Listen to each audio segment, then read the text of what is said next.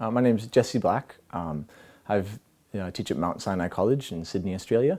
I've been here for 4 years, and three out of those 4 years we've been using technology in the classroom. I teach year 3, and that involves a whole range of courses from maths to English, creative arts. And we teach 41 children between 2 teachers, so we're responsible for all in all 41 children.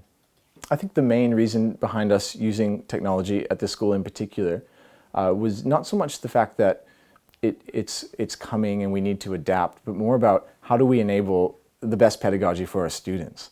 And when you look at it from that perspective, there is a whole world that opens up when you're willing to kind of take some risks and adapt and put technology back into your curriculum. So I think for us it was more about answering the question, what is going to drive the best outcomes for our students? And when you look around, it's really hard to deny the power of technology to help us meet those outcomes. iPads that we all use. We use computers and smartboards.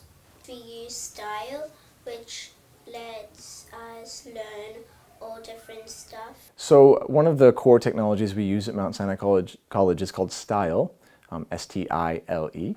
And Stile is a little bit hard to describe. It's not a learning management system. It's more like a content creation and delivery system.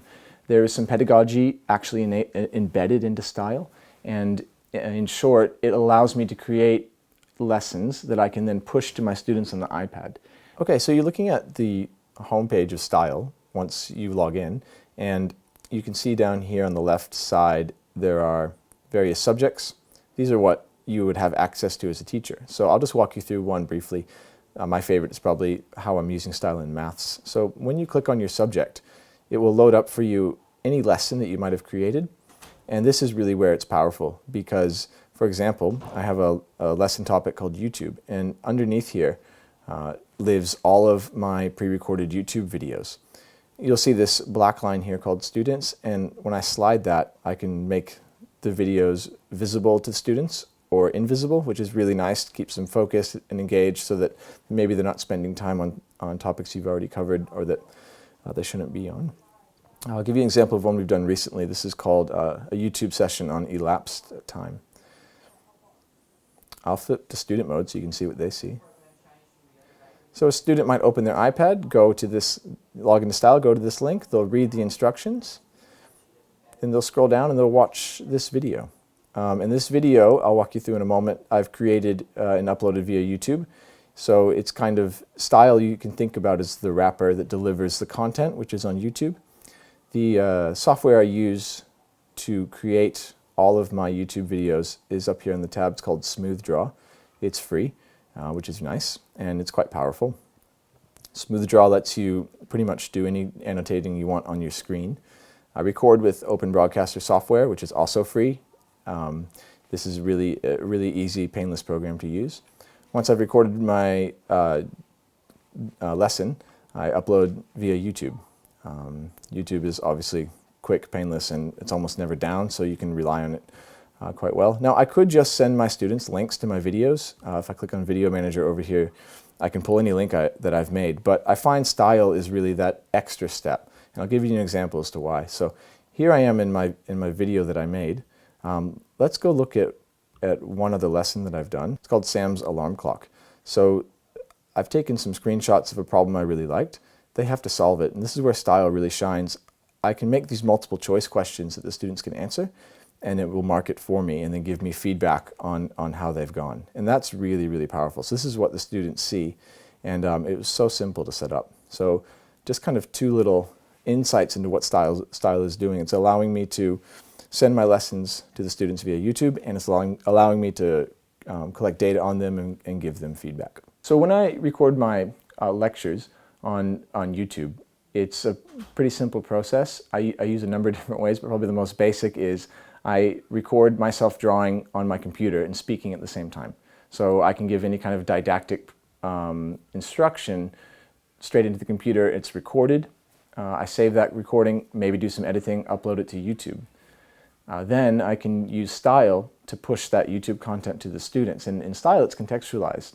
So they're looking at it exactly how I want them to see it, and I can put follow-up questions that can be automatically marked if I need. So Stile is kind of like the wrapper YouTube is how it's delivered, and it's recorded on my computer. I think my main problem was I had this mindset of I need to find the killer app. Like I need to find that one thing that's going to make the iPad worthwhile. And it took me a long time to realize that that one thing is me. Like the killer app for students is their teacher. So once you realize that, you try to think about how does the iPad enable you to spend more time with your students. And that took me, it sounds like a very simple lesson, but it took me a few years to even figure that out, because I just kept looking for that one app that's going to solve everything, and it doesn't exist. You still need to develop that teacher-student relationship.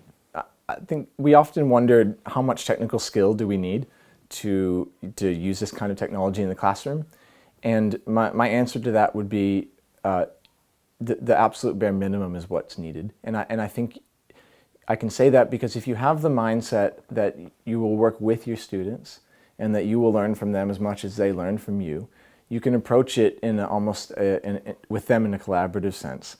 If your school's supportive and you have at least one person in your school that you can go to ask,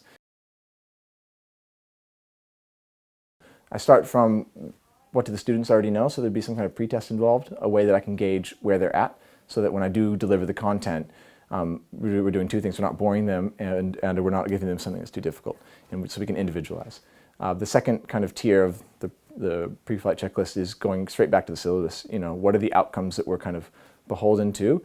And I find it's nice to go back to that frequently, because you do forget, and you do realize that you see them again, you think, oh, I could be doing that in a different way. So it's asking where the students are from, using the syllabus, and then finally, just thinking about what technologies are going to fit how you want to deliver the lesson. I mean, sometimes it might be YouTube, sometimes it might be Stile, and that's only going to come with experience. I think when you first start, it's fine to not know what to do, just jump in, but after a few years, it'll be very clear to you, oh, this lesson needs this technology to be enabled. You can watch videos in Stile, and you can upload photos and have writings everywhere. Depends what subject, like you can make a link for any subject you want. You can get, there are a lot of subjects, you can put loads of things that the teachers ask you.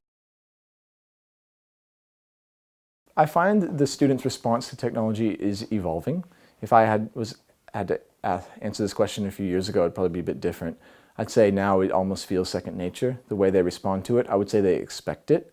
It often creates a feedback loop in your classroom. So in the past, if a student wanted feedback from their teacher, it's kind of bound to time and space. In a funny way, it kind of releases you from time and space. You can give students feedback at home. You can give them feedback, at different parts of the school. And that creates kind of like I said, a feedback loop that enables them to then push their work further. We've been on a 3-year journey, really, to embed technology deeply at our school, and it could not have happened without the support of everyone. I mean, it is a collaborative enterprise, what we're doing here.